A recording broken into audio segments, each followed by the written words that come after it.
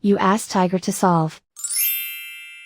This deals with linear equations with one unknown. The final result is p equals 6. Let's solve it step by step. Group all constants on the right side of the equation. Add 1 to both sides.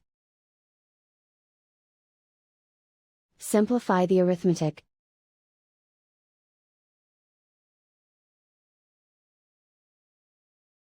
Isolate the p.